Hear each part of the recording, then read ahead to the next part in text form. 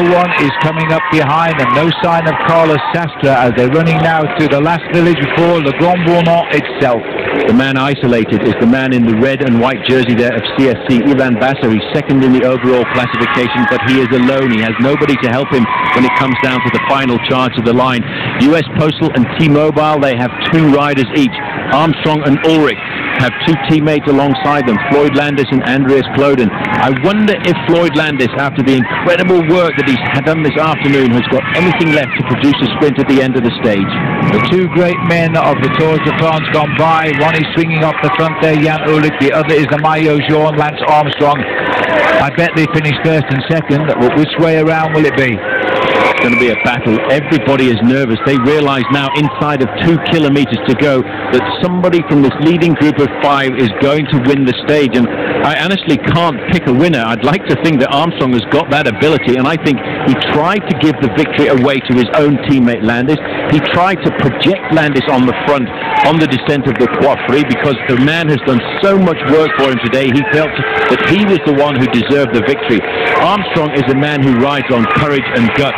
If his teammate can't get the win, I think he'd like to offer this to the team. I was about to say that the man to attack will be Landis, and Landis has gone, and that's to draw the sting of Ulrich, and that's exactly what it's done, and Ulrich is having to work very hard, and look who's chasing him down now. Armstrong straight onto the wheel of Ulrich. This was the move that had to be, to use the teammate. That's why Landis fell to the back. He's launched the attack. He's caught Kloden wanting a bit here. He's got to hold the back wheel of the rider in front, otherwise he will be given a separate time. Don't forget, Ulrich in his amateur days was one of the fastest finishers in the world. But look at the counter-attack from Kloden now. This is, they've got to respond. No reaction. No reaction. The race just got won here by Andreas Kloden. It's all over. And that's how you counter-attack a move. And well taken, too. Because I thought Kloden was about to lose time at that kilometre banner. And the gap is there. Landis is trying to make it best here. But we're racing the second place now. Andreas Kloden, the champion of France, is about to get a stage win here in the champion of Germany rather, is about to get a stage win. And a look at this now, but Landis to the last minute drives on. Kloden doesn't have a lot more left here, but it's enough to win the stage, and a slight gain here because he lies 3rd overall. He gets a 20-second win bonus. He will creep a little bit closer to Ivan Basso, and who knows what will happen in the final day's time trial. This is a bad result now, I think, for Ivan Basso, and still Ulrich is waiting for the move from Lance Armstrong. As Kloden goes up to the line now, it's not going to be far to the finish. There is a time gap, but the man in yellow is running at him with that usual determination. Ulrich is in the slipstream. Armstrong is coming with an incredible rush, and Kloden has realised it too late. Is there any stopping Lance Armstrong in this Tour de France? And the answer is no, there is not, because Ulrich has just seen his teammate beaten on the line by fractions of an inch. That was unbelievable. There is Landis. That is the man that gave Armstrong the victory of the stage here this afternoon. That is one of the men who's given Lance Armstrong the victory in the Tour de France this year. On the front here, Andreas Kloden thought he had the victory, slumped the back over his shoulder just a little bit too late. Armstrong today, Phil, was full of absolute anger because he wanted his teammate Floyd Landis to win. If Landis couldn't win, then US Postal Service had to win. Stage win number 20 for Armstrong at the Tour de France and win number 80 of his career. But let's have a look at the Pacific Life stage results. So Lance Armstrong gets his 4th stage win of the Tour de France, and he pips Kloden on the line, and you won't believe he lost that. Jan Ullrich is 3rd, Ivan Basso. Those top 4 riders in the Tour de France have the top 4 places on the stage today. They're timed at a 2nd. Landis the worker is in 5th place. Axel Merck, Levi Leipheimer rode extremely well today, and I think you will find he is up into 9th place overall. So let's have a look at our Subaru moment, driven by what's inside.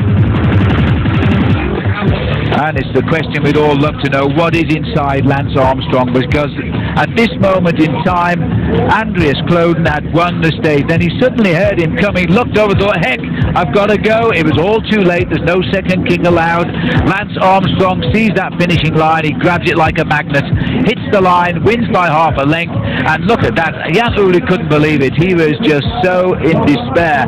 The speed of Armstrong as he jumps on that big gear, half a length, you see, on the line. That's our Subaru moment, driven by what's inside. What an incredible sprint finish that was. There is absolutely no stopping Lance Armstrong. Now let's join Al Troutwig and Bob Roll. What have you got to say about that, boys? When a mountain is so viciously hard to climb, they can't even measure it. They call it beyond category. What Lance Armstrong did in the sprint to the finish of stage 17 was beyond category by anybody's measure. Foster gives us a look at the general classification now. Lance Armstrong smacks Ivan Basso down more than 4 minutes behind. Jan Ullrich, forget about it. He's not even the highest-ranked member of his team. Levi Leipheimer in 9th place is writing a good American story. Thomas Vogler, it's hard to believe he held the yellow jersey for 10 straight stages. Now he's more than 21 minutes behind Lance Armstrong. So again, and Lance Armstrong holds the yellow jersey for another day. 63rd time in his career that he has been anointed on the podium like this at the Tour de France. Sometimes it's a subtle thing, sometimes it's an obvious thing. Today, the pace set by Floyd Landis at the head of the peloton was so obvious. It was so hard no one could attack if they wanted to. Craig Hermer spoke to Lance at the end of the stage. Thanks, guys. Well, Lance, you just seem to always find a way to elevate your game. I mean, come on. Do you make this stuff up on the fly, or was this the script beforehand? It was not the script. It was not. I mean, it was a hard day. It came down to a much smaller group than I expected. And, I mean, again, I think Floyd was the man of the day. He was, on the Col de Croix-Free, he was simply amazing. And those guys were hanging on for dear life, I think. And, you know, it was a tactical race the final few kilometers, and everybody was attacking. So at that point, for me, game on, and you know, everything's fair. Highlight a little bit more Floyd's contribution. You guys exchanged words when you hit the top of the last climb, and even you and Ullrich exchanged words going into it. Yeah. Well, Floyd is probably the fastest downhiller I know, and so I said to him, I said, how fast can you go downhill? And he said, I can go downhill real fast. I said, well, you better run like you stole something, because you're about to win a stage in the Tour de France. And so I wanted him to go, but Ullrich is also fast downhill, and he has a little more body weight, so he started to come back to Floyd, and then everybody came back together. All right, congratulations on another great win.